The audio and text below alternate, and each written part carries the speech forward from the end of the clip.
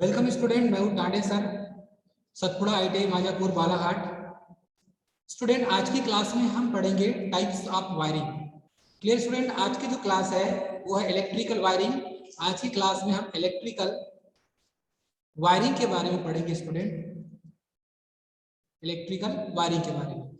और electrical wiring में हम टाइप्स ऑफ वायरिंग के बारे में स्टूडेंट विस्तृत रूप से जानेंगे कि वायरिंग के कितने टाइप्स हैं और कितने प्रकार की वायरिंग की जाती है।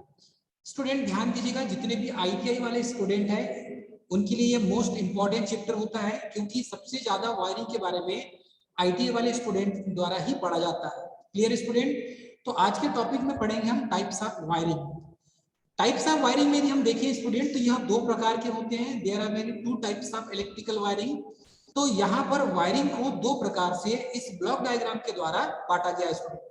यहाँ पर टाइप्स ऑफ वायरिंग में एक तो स्थायी वायरिंग, फर्स्ट स्थायी वायरिंग है स्टूडेंट, एंड सेकेंड है अस्थायी वायरिंग। तो वायरिंग को दो मुख्य प्रकार से बांटा गया है स्टूडेंट। क्लियर है स्टूडेंट? इसमें तो हम वायरिंग को इसमें दो प्रकार से किस तरीके से बांटेंगे, आइए हम स्थायी वायरिंग के बारे में जानेंगे। वर्तमान युग में इलेक्ट्रिकल वायरिंग की महत्ता बढ़ती जा रही है और इलेक्ट्रिक वायरिंग क्या होती है इसके बारे में भी हम विस्तृत रूप से जानेंगे स्टूडेंट। तो इलेक्ट्रिकल वायरिंग वर्तमान युग में विद्युत शक्ति का बहुत महत्व बढ़ गया है और हमारे डेली लाइफ में अर्थात कि दैनिक जीवन में स्टूडेंट इलेक्ट्रिकल का सबसे ज्यादा यूज होने लगा है। तो हमारे दैनिक जीवन में एक मूलभूत आवश्यकता के रूप में ये इलेक्ट्रिकल वायरिंग बन गई है, अर्थात विद्युत की आवश्यकता, उसकी महत्ता बढ़ गई है। तो यह विद्युत शक्ति उत्पादन केंद्रों से ट्रांसमिशन और डिस्ट्रीब्यूशन लाइनों के द्वारा उपभोक्ता स्थल तक पहुंचाई जाती है। तो जो जहां पर इलेक्ट्रिसिटी का प्रोडक्शन होता है वो होता है जनरेशन प्लांट स्टूडेंट, और जनरेशन से बिजली ट्रांसमिशन में आती है, उसको ट्रांसमिट किया जाता है और ट्रांसमिट के बाद उसे डिस्ट्रीब्यूट किया जाता है। तो उसको डिस्ट्रीब्यूट करते हैं, अर्थात कि हम ये कह सकते हैं कि जनरेशन से ट्रांसमिशन और ट्रांसमिशन से डिस्ट्रीब्यूशन, तब डिस्ट्रीब्यूशन लाइन से हमारे घरों तक, आपके घरों तक बिजली पहुंचती है स्टूडेंट। और किसी भवन या कोई कार्यालय है या कोई प्रयोगशाला है उसमें विद्युत शक्ति की आपूर्ति हेतु मुख्य जो वैद्युत लाइन है उससे कनेक्शन उसका किया जाता है। तो यही जो कनेक्शन कहलाती है वायरिंग। Clear student? तो वायरिंग को मुख्यतः सिंगल फेस और थ्री फेस में बांटा गया है। सिंगल फेस मिलेगा आपको और थ्री फेस मिलेगा स्टूडेंट। तो यहाँ पर देखेंगे स्थायी वायरिंग और अस्थायी वायरिंग। तो स्थायी वायरिंग क्या होती है स्टूडेंट और अस्थायी वायरिंग क्या होती है, चलिए इसे हम जानेंगे। दोस्तों, स्थायी वायरिंग में हम देखेंगे कि ये जो स्थायी वायरिंग है मुख्यतः यहाँ पर इस प्रकार की जो वायरिंग उसको आवासों और भवनों किया जाता है। तो स्थायी वायरिंग जो है परमानेंट वायरिंग होती है, इसमें बार बार परिवर्तन नहीं किया जाता।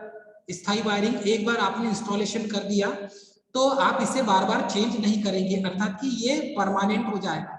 जैसे घरों में जो वायरिंग की जाती है अंडरग्राउंड वायरिंग, यह स्थायी वायरिंग के अंतर्गत आता है। Clear student? कई बार एग्जाम में ये पूछा जाता है स्थायी वायरिंग के बारे में। तो इस प्रकार की जो वायरिंग होती है वो आवासीय भवनों, कार्यालय, जो गवर्नमेंट ऑफिस होते हैं वहां पर जो ऑफिस कार्यालय होते हैं गवर्नमेंट ऑफिस, तो ये गवर्नमेंट ऑफिस में जो वायरिंग की जाती है कार्यालयों में, या आवासीय जो भवन होते हैं जो रहने के लिए रिहायशी भवन बनाते हैं, इनमें जो वायरिंग की जाती है, विद्यालयों में जो वायरिंग की जाती है, और उद्योगों और ये प्रयोगशाला में जो वायरिंग की जाती है स्टूडेंट, अर्थात की जो भंडारों हैं वहां पर जो वायरिंग करते हैं, अर्थात आवासीय भवन, कार्यालय, विद्यालय, उद्योगशाला और भंडारों में जहां पर बफर स्टॉक होता है वहां पर भी वायरिंग होती है। तो आदि में दीर्घ अवधि तक उपयोग किए जाने हेतु स्थापित की गई जो वायरिंग है यह स्थायी वायरिंग कहलाती है। तो ये जो वायरिंग है स्टूडेंट, इसको बार बार चेंज नहीं करते, एक बार आपने कर दिया कंप्लीट तो ये परमानेंट वायरिंग कहलाती है और ये परमानेंट वायरिंग होती है स्टूडेंट। तो परमानेंट जो वायरिंग है ये परमानेंटली सिर्फ एक बार आपने इंस्टॉलेशन कर दिया तो ये हमेशा के लिए इंस्टॉल्ड हो जाती है दोस्तों, और इसे आप जब तक यह खराब नहीं होती तब तक आप इसको यूज कर सकते हैं। तो ये जो स्थायी वायरिंग है दोस्तों, ये बड़ी बड़ी बिल्डिंगों में 10 माले, 12 माले, 20 माले की जो बिल्डिंग्स होती है उनमें जो आवासीय भवने होते हैं वहां पर ये वायरिंग की जाती है। गवर्नमेंट जो ऑफिस या कार्यालय होते हैं वहां पर की जाती है। गवर्नमेंट विद्यालय या प्राइवेट विद्यालय हो वहां पर वायरिंग की जाती है। तो ये जो वायरिंग है स्टूडेंट, ये एक बार करने के बाद इसे इधर उधर हटाया नहीं जाता, अर्थात ये परमानेंट वायरिंग कहलाती है। तो यहाँ निम्न प्रकार की वायरिंग होती है परमानेंट वायरिंग। इसे देखेंगे तो फर्स्ट है student casing capping wiring. First है केसिंग केपिंग वायरिंग। तो ये जो केसिंग है और केपिंग, इसमें केस में एक चौड़ी पाइप होगी और उसके ऊपर इसे कहेंगे केसिंग, और इसके ऊपर जो पाइप लगाई जाती है, फिट की जाती है, उसे कहते हैं केपिंग। क्लियर है स्टूडेंट? एक होगी केसिंग और दूसरी होगी केपिंग। क्लियर है स्टूडेंट? सेकेंड है बैटन वायरिंग या टीसीएस या सीटीएस वायरिंग कहेंगे इसमें। तो इसे बैटन वायरिंग भी कहते हैं और सीटीएस वायरिंग भी कहा जाता है स्टूडेंट, या इसे टीआरएस वायरिंग भी कहा जाता है। तो पुराने समय में सीटीएस और टीआरएस वायरिंग की जाती थी, लेकिन अब इसका प्रचलन कम हो गया है स्टूडेंट। तो पुराने समय में सीटीएस वायरिंग और TRS wiring tough rubber sheet होता है टीआरएस वायरिंग का, और सीटीएस का होता है कैप टायर शीट। तो सीटीएस और टीआरएस का फुल फॉर्म देखेंगे तो ये होता है कैप टायर शीट। क्लियर है स्टूडेंट?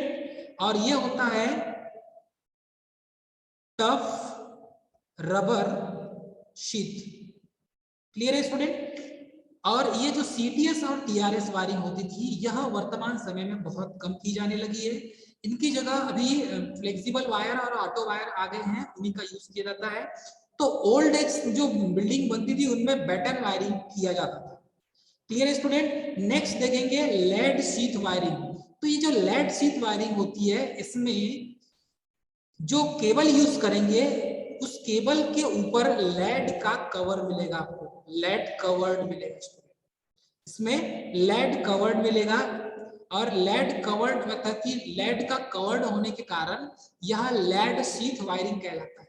और इसका यूज सबसे ज्यादा पावर सर्किट में किया जाता है स्टूडेंट। जहां पर केबल लिंक की जाती है वहां पर यह किया जाता है। क्लियर है स्टूडेंट? नेक्स्ट है कंड्यूट पाइप वायरिंग। तो ये जो कंड्यूट पाइप वायरिंग है, यह जहां पर पावर लोड होगा वहां पर किया जाता है। अर्थात जो नमी वाले स्थान होते हैं, नमी वाले स्थान में कंड्यूट पाइप वायरिंग की जाती है। तो इसमें पीवीसी कंड्यूट पाइप वायरिंग और जीआई कंड्यूट पाइप वायरिंग, दो प्रकार की वायरिंग की जाती है स्टूडेंट। तो बेसिकली जो नमी वाले स्थान होते हैं वहां पर जीआई कंड्यूट पाइप वायरिंग की जाती है, पीवीसी कंड्यूट पाइप वायरिंग की जाती है। और जहां पर प्रोटेक्शन चाहिए सुरक्षा के लिए, तो वहां पर जीआई कंड्यूट पाइप वायरिंग की जाती है। तो बड़ी बड़ी जो उद्योगशाला होते हैं या जहां पर इंडस्ट्रीज, बड़ी बड़ी इंडस्ट्रीज होती है, वहां पर कंड्यूट पाइप वायरिंग अर्थात कि जीआई कंड्यूट पाइप वायरिंग किए जाते हैं इसमें। तो ये जितने भी वायरिंग है ये स्थायी वायरिंग के अंतर्गत आते हैं। क्लियर है स्टूडेंट? इसके बाद आगे देखेंगे हम, इसके बाद देखेंगे तो जितने भी स्थायी वायरिंग होते हैं इनमें केसिंग केपिंग वायरिंग बहुत महत्वपूर्ण होता है। क्लियर है स्टूडेंट? चलिए आगे बढ़ेंगे। इसमें देखेंगे केसिंग केपिंग वायरिंग क्या होती है। सबसे पहले देखेंगे फर्स्ट में केसिंग केपिंग वायरिंग क्या है। क्लियर है स्टूडेंट? केसिंग केपिंग वायरिंग जो है, केसिंग केपिंग वायरिंग सबसे फर्स्ट में देखेंगे तो इसमें लकड़ी की केसिंग केपिंग यूज की जाती है। तो एक होती है लकड़ी की केसिंग केपिंग और दूसरी होती है स्टूडेंट, एक होगी लकड़ी की केसिंग केपिंग और दूसरी होगी प्लास्टिक की अर्थात की पीवीसी की केसिंग केपिंग। तो यहाँ पर दो चीज मोस्ट इंपॉर्टेंट दोस्तों कई बार पूछा गया है। तो इसमें से जो एक्सपेंसिव होता है, महंगा होता है, वो लकड़ी की केसिंग फिटिंग होती है और ये महंगी वायरिंग होती है स्टूडेंट, जो पुराने समय में की जाती थी, लेकिन वर्तमान समय में इसका यूज नहीं किया जाता। लकड़ी की केसिंग केपिंग का यूज पहले किया जाता था, आज से 10 साल 20 साल पहले, लेकिन वर्तमान समय में प्लास्टिक आ गया है और ये प्लास्टिक की केसिंग केपिंग बनाई जाती है और यही केसिंग केपिंग वायरिंग की जाती है। तो इस विधि में टीक की लकड़ी अर्थात या सागुन की जो लकड़ी है उसका यूज किया जाता है और उसमें दोहरी नाली मतलब कि डबल नाली बनाई जाती है। उसमें डबल नाली बनाई जाती है और एक नाली में न्यूट्रल वायर और दूसरे नाली में फेस वायर। इस टाइप से इंस्टॉल किया जाता है दोस्तों। तो ये जो टीक की लकड़ी होती है उससे केपिंग बनाते हैं, ठीक है, टीक की लकड़ी से केपिंग को उसको ढक दिया जाता है और टीक की लकड़ी से केपिंग का निर्माण किया जाता है। और दीवारों की जो लकड़ी होती है उसको गट्ठी या गिट्टी जिसे बोलते हैं और स्क्रू की सहायता से केसिंग और केपिंग दोनों को कस दिया जाता है। तो यहाँ पर स्क्रू का यूज करेंगे स्टूडेंट और यहाँ पर गट्ठी का यूज करेंगे। इसके द्वारा गट्ठी मतलब वो होता है दीवारों में होल करेंगे और लकड़ी की यहाँ पर एक गिट्टी या गट्टी से कहेंगे, इस गट्ठी को यहाँ पर ठोक दिया जाता है, उसको उसके ऊपर फिर स्क्रू से कसा जाता है होल करके। Clear student? तो इस तरीके से हम इसका यूज करते हैं। ये जो वायरिंग दिख रही है आपको डायग्राम में, ये जो चित्र में दिख रहा है स्टूडेंट, यह है केसिंग केपिंग, जिसे कहते हैं wooden casing capping wiring, casing capping wiring. Clear student? Wooden casing capping wiring, क्योंकि ये वुडन यानी होता है लकड़ी और ये लकड़ी की केसिंग केपिंग वायरिंग है स्टूडेंट। यह लकड़ी की केसिंग केपिंग वायरिंग है। ये साइड में दिख रहा है, ये टम्बलर टाइप स्विच है, टम्बलर टाइप स्विच है स्टूडेंट, इसे कहेंगे टम्बलर टाइप स्विच। क्लियर है स्टूडेंट? तो ये लकड़ी की केसिंग केपिंग वायरिंग है और ये टम्बलर टाइप यहाँ पर स्विच लटका हुआ है। एक नाली में फेज तार और दूसरे नाली में न्यूट्रल तार का यूज किया जाता है स्टूडेंट। क्लियर है? इसके बाद यहाँ पर देखेंगे तो ये केसिंग केपिंग इसमें भी मिलेगा आपको, ये अलग अलग तार का यूज किया गया है। तो यहाँ पर एक तार फेज का होगा, दूसरा होगा न्यूट्रल का और तीसरा तार होगा स्टूडेंट अर्थ का। क्लियर है? तो ये ओपन वाली केसिंग केपिंग वायरिंग के समान ही यहाँ पर क्लीट वायरिंग भी की जाती है स्टूडेंट। तो इसे हम कहेंगे यहाँ पर ये क्लीट से इसको कसा जाता है, इसलिए इसको कहते हैं केसिंग केपिंग, इसको कहते हैं क्लीट वायरिंग। क्लियर है स्टूडेंट? क्लीट वायरिंग। तो इसको दो तरीके से यहाँ पर रिप्रेजेंट किया गया है। आगे बढ़ेंगे स्टूडेंट, आगे देखेंगे हम। इसके बाद है बीआईएस जो नियम है, बीआईएस नियम के बारे में जानेंगे कि ब्यूरो ऑफ इंडियन स्टैंडर्ड ने कौन कौन से नियम जारी किया है।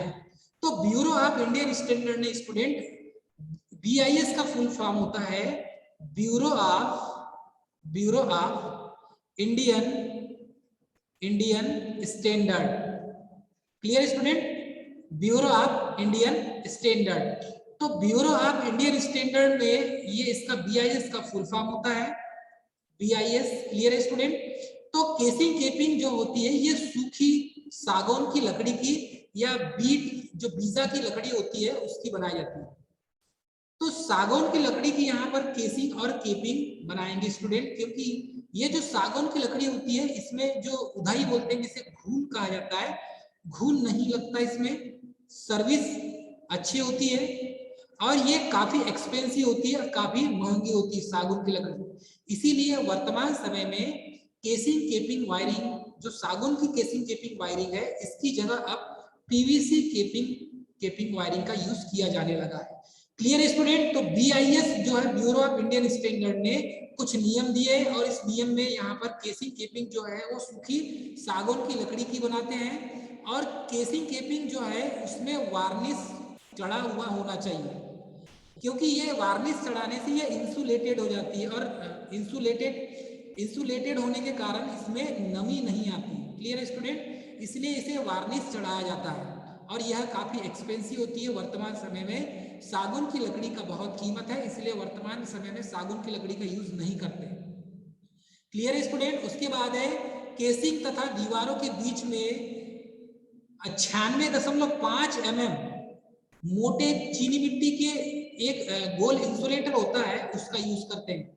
अर्थात बीच बीच में दीवार में एक चीनी मिट्टी का बना हुआ एक गोल इंसुलेटर होगा, उस इंसुलेटर के दोनों साइड में तार के बीचों बीच में या इस साइड में होगा स्टूडेंट, उसे कस देंगे। तो ये एक प्रकार का चीनी मिट्टी का बना हुआ होता है जिसे पोर्सलिन कहते हैं। यह चीनी मिट्टी का या पोर्सलिन का बना होता है, या पोर्सलिन यानी चीनी मिट्टी ही होता है स्टूडेंट, पोर्सलिन का बना होता है। तो इसके केसिंग तथा दीवारों के बीच में 96.5 mm अर्थात मानकर चलिए इसके आसपास 1 सेंटीमीटर जो है मोटे चीनी मिट्टी के गोल इंसुलेटर लगे होते हैं। और इनके ऊपर वायर को कसा जाता है स्टूडेंट। उसके बाद है कि जो केसिंग है, केसिंग को दीवारों में ठोकी गई गिट्टियों पर, जो गिट्टी लगी होती है लकड़ी की, पहले होल करेंगे और होल करने के बाद उसमें गिट्टी को ठोक देंगे और उसके ऊपर स्क्रू को कसेंगे। तो ठोकी गई जो गिट्टी है उसको चपटी टोपी वाले पेंचों से कस दिया जाता है। जो स्क्रू होते हैं चपटी टोपी वाले, तो चपटी टोपी वाले होते हैं उसको कस दिया जाता है स्टूडेंट। और गिट्टियों की जो दूरी है वो 64 mm तक रखी जाती है। मतलब एक एक गिट्टी के बीच का जो डिस्टेंस हो जाएगा, ऐसे तार यहाँ कसे होंगे और ये दोनों के बीच का जो डिस्टेंस होगा स्टूडेंट, ये डिस्टेंस होगा 64 mm।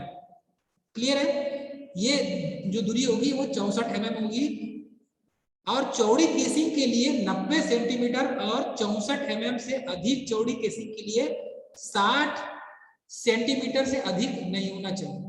तो सिंपल यहाँ पर दो प्रकार की गिट्टियों का यूज करेंगे, एक 64 mm वाली और दूसरी 90 mm वाली। तो 90 mm वाली और 64 mm वाली, ये दोनों यहाँ पर केसिंग केपिंग 60 सेंटीमीटर से अधिक दूरी इसमें नहीं रखेंगे स्टूडेंट। तो ये कई बार एग्जाम में यहाँ से क्वेश्चन कर लिया जाता है। वर्तमान समय में जो केसिंग केपिंग का यूज है वो प्लास्टिक केसिंग केपिंग, पीवीसी केसिंग केपिंग का यूज किया जाने लगा है स्टूडेंट, इसलिए वर्तमान समय में इसका प्रचलन बंद हो गया है। अब इसकी जगह हम प्लास्टिक केसिंग केपिंग का यूज करते हैं। क्लियर है स्टूडेंट? इसके बाद देखेंगे कि ये जो पीवीसी केसिंग केपिंग क्या होती है। अब देखेंगे कि जो लकड़ी की बनी हुई केसिंग केपिंग वायरिंग थी उसका प्रचलन वर्तमान समय में बंद हो चुका है। उसका यूज नहीं किया जाता क्योंकि वह काफी एक्सपेंसिव अर्थात काफी महंगी होती है। पीवीसी केसिंग केपिंग का वर्तमान समय में ज्यादा यूज किया जाने लगा है।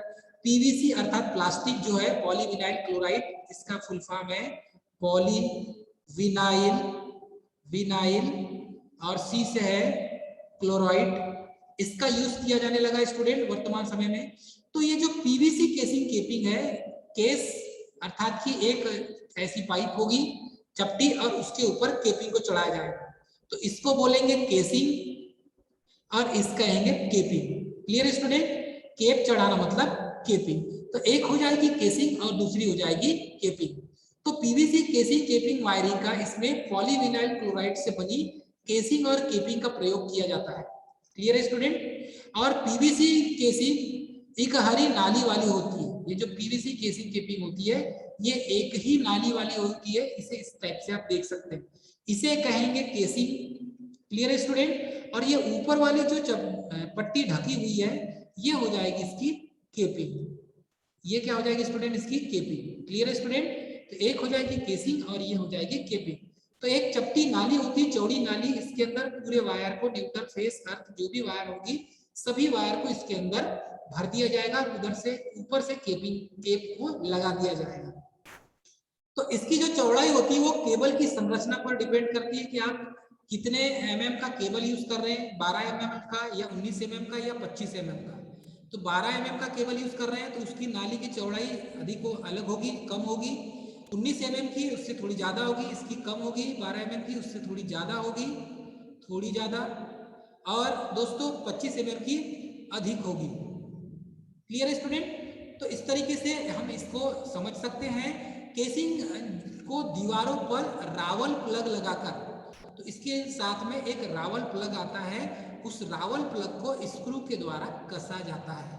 तो स्क्रू के द्वारा इसे कस दिया जाता है इसको।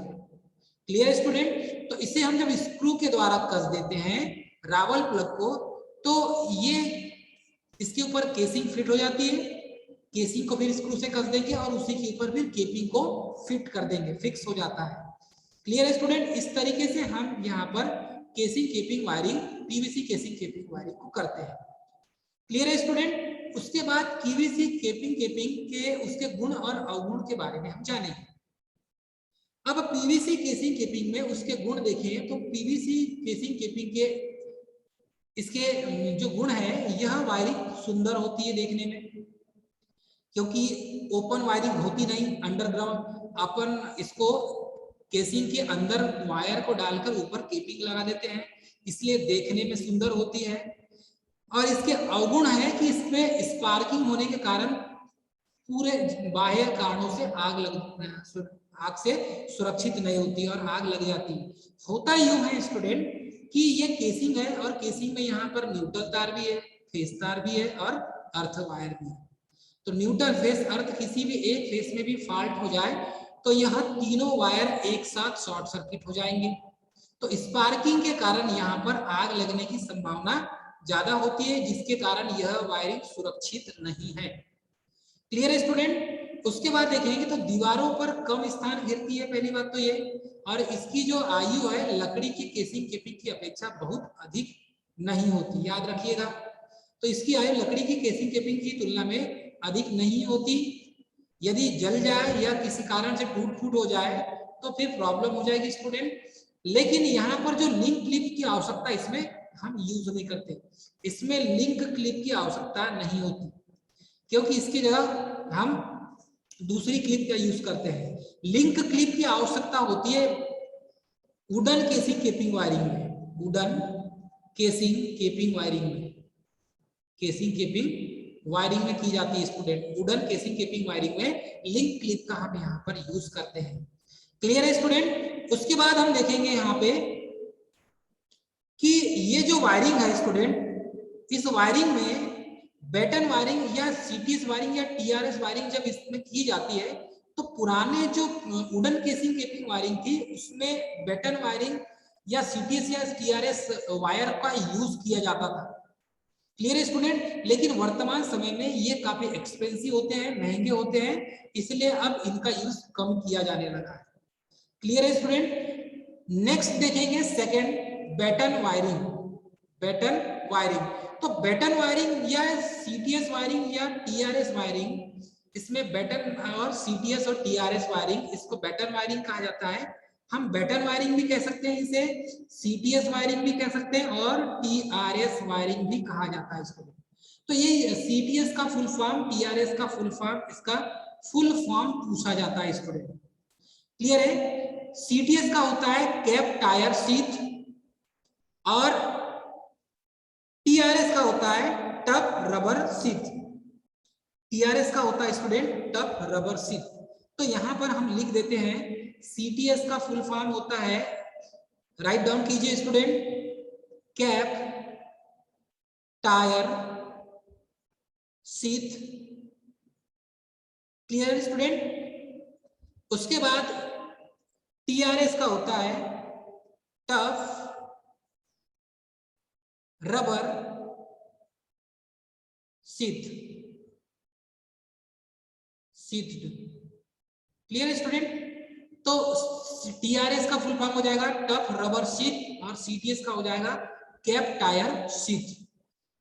यह वायरिंग लकड़ी की बैटन चपटी पट्टी पर स्थापित की जाती है और इसको एक, इसमें जब वायरिंग करते हैं स्टूडेंट तो ये जो वायरिंग है लकड़ी की बैटन ऐसी चपटी पट्टी होती है और पट्टी के ऊपर वायरिंग की जाती है। अक्सर आपको यह वायरिंग कहाँ देखने मिलेगी?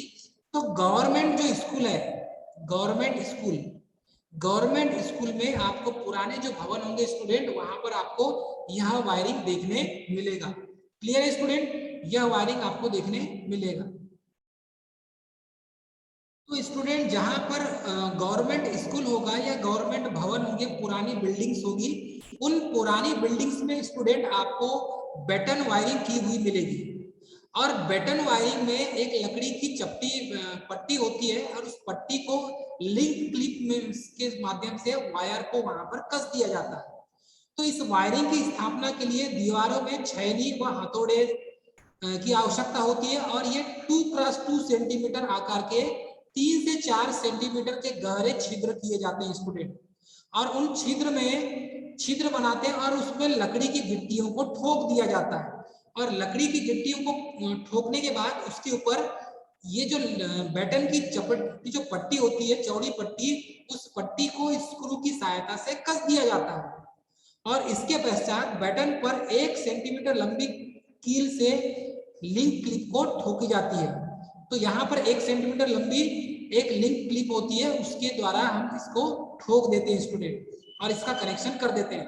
अब इस बटन को फायरिंग जो है, वायरिंग जो आरेख है, उस डायग्राम के अनुसार जो आप वायरिंग का डायग्राम बनाएंगे, वायरिंग करने के पहले उसका डायग्राम बनाते हैं और उस डायग्राम की सहायता से ही वायरिंग की जाती है स्टूडेंट। वायरिंग करने के पहले लेआउट तैयार किया जाता है, लेआउट तैयार किया जाता है स्टूडेंट। लेआउट तैयार जैसा करेंगे उस हिसाब से उसमें कितने इक्विपमेंट लगेंगे, अर्थात कि उसमें कितने सामान लगेंगे, कितने स्विच लगेंगे, कितने बोर्ड लगेंगे, कितने लैंप लगेंगे, कितने होल्डर लगेंगे, ये सारी चीजों को स्टूडेंट वहां पर ऑब्जर्व किया जाता है। तो ये प्री प्लानिंग होता है। अब इस बटन को वायरिंग का जो सर्किट डायग्राम है उसके अनुसार स्क्रू के द्वारा हम गिट्टियों को कस देते हैं स्टूडेंट, और कसने के बाद हमारा जो फ्रेम है वो फ्रेम तैयार हो जाता है। क्लियर है स्टूडेंट? अब फ्रेम तैयार होने के बाद हम बटन वायरिंग या सीटीएस और टीआरएस जो वायरिंग होता है उस वायरिंग को इस तरीके से कसते हैं। चलिए इस डायग्राम से हम इसे समझेंगे स्टूडेंट। इस वायरिंग में जो डायग्राम दिया हुआ है, बटन वायरिंग या सीटीएस वायरिंग या टीआरएस वायरिंग, तो इस वायरिंग को ये हो जाता है स्पेशल, इसे कहेंगे स्पेशल, इसे कहेंगे गेज, ये है बटन लकड़ी का, और ये है स्टूडेंट वायर। तो हम क्या करते हैं यहाँ पर, इसको इस तरीके से एक बटन होती है लकड़ी, उस लकड़ी को स्क्रू की सहायता से कस देते हैं। यहाँ पर स्टूडेंट ये वायर जो दिख रहा है आपको, इसको स्क्रू की सहायता से कस देते हैं। तो ये लकड़ी को दीवार पर, पहले तो लकड़ी को दीवार पर होल करके लकड़ी की चपटी या स्ट्रिप जो है, इस स्ट्रिप को कस देते हैं, इसको कसा जाता है। उसके बाद इसके ऊपर एक लिंक क्लिप को कसा जाता है। तो इसमें हम लिंक क्लिप को कस देते हैं दोस्तों, लिंक क्लिप को कस देते हैं और उस लिंक क्लिप के अंदर ही इसमें वायरिंग को कसा जाता है स्टूडेंट। क्लियर है? तो जो बटन वायरिंग या सीटीएस या टीआरएस जो वायरिंग होती है, इसको इस तरीके से कसा जाता है या यूज किया जाता है या ये वायरिंग की जाती है स्टूडेंट। चलिए आगे बढ़ेंगे। तो यहाँ पर इसकी जो बीआईएस संतुष्टियां देखेंगे, अर्थात कि ब्यूरो ऑफ इंडियन स्टैंडर्ड ने क्या नियम दिया है। तो इसके जो नियम है स्टूडेंट, ये अलग अलग नियम है, बीआईएस नियम जो है इसको फॉलो करना बहुत जरूरी है। और जब भी आप वायरिंग करवाएंगे तो वायरिंग का इंस्टॉलेशन जब भी करवाएंगे तो जो लाइसेंसधारी ठेकेदार है, लाइसेंसधारी ठेकेदार, इसी के द्वारा आप अपने घर की वायरिंग करवाएंगे। तो जो बटन है, बटन टीक या वुड से बनी होती है, मतलब कि टीक की जो लकड़ी है उस टीक वाली लकड़ी से बनी होती है। बटन की जो मोटाई मिलेगी आपको वो 10 mm मिलेगी, और 10 mm से कम नहीं होना चाहिए, एकदम पतली नहीं होना चाहिए स्टूडेंट, नहीं तो जैसे स्क्रू कसोगे तो वो क्रैक होने लगेगी। और गिट्टियों की जो दूरी होगी 75 सेंटीमीटर से अधिक नहीं होना चाहिए, अर्थात दो गिट्टियों के बीच की जो दूरी होगी, ये दूरी आपके ये जो है ये 75 सेंटीमीटर होना चाहिए। Clear student? तो 75 सेंटीमीटर से अधिक नहीं होना चाहिए। लिंक क्लिप की जो दूरी है वो ऊर्ध्व जो है अर्ध वायरिंग में 15 सेंटीमीटर तथा क्षैतिज वायरिंग में 10 सेंटीमीटर रखी जानी चाहिए। तो लिंक क्लिप के बीच की जो दूरी है वो ऊर्ध्व वायरिंग में 15 सेंटीमीटर तथा क्षैतिज वायरिंग में 10 सेंटीमीटर रखी जाना चाहिए। 15 सेंटीमीटर और 10 सेंटीमीटर, मतलब कि वर्टिकल जब रखेंगे आप तो वर्टिकल में 15 सेंटीमीटर दूरी होना चाहिए डिस्टेंस, और जब आप हॉरिजॉन्टल रखेंगे, हॉरिजॉन्टल अर्थात कि क्षैतिज रखेंगे स्टूडेंट, तो ये जो दूरी है ये दूरी होना चाहिए 10 सेंटीमीटर। Clear student? और सामान्यतः जो लिंक क्लिप है इसमें 25 mm, 32 mm, 40 mm, 50 mm, 63 mm और 80 mm के लिंक क्लिप्स को यहाँ पर यूज किया जाना चाहिए। अलग अलग mm के लिंक क्लिप उसके चौड़ाई के आकार के हिसाब से यूज किया जाता है। क्लियर है स्टूडेंट? आई होप आपको समझ में आ रहा होगा। उसके बाद देखेंगे इसके अवगुण और गुण क्या है। तो इसकी जो प्रॉपर्टीज है स्टूडेंट, प्रॉपर्टीज के बारे में हम जानेंगे। चलिए प्रॉपर्टीज क्या क्या है इसके। तो बीआईएस जो इसके गुण है, प्रॉपर्टीज, ये प्रॉपर्टीज में दिखेगा आपको, प्रॉपर्टीज और इस प्रॉपर्टीज में देखेंगे दोस्तों तो ये वायरिंग सुंदर दिखती है, बढ़िया, बहुत अच्छी दिखती है, और ये काफी एक्सपेंसिव होती है, अर्थात कि सस्ती होती है वायरिंग।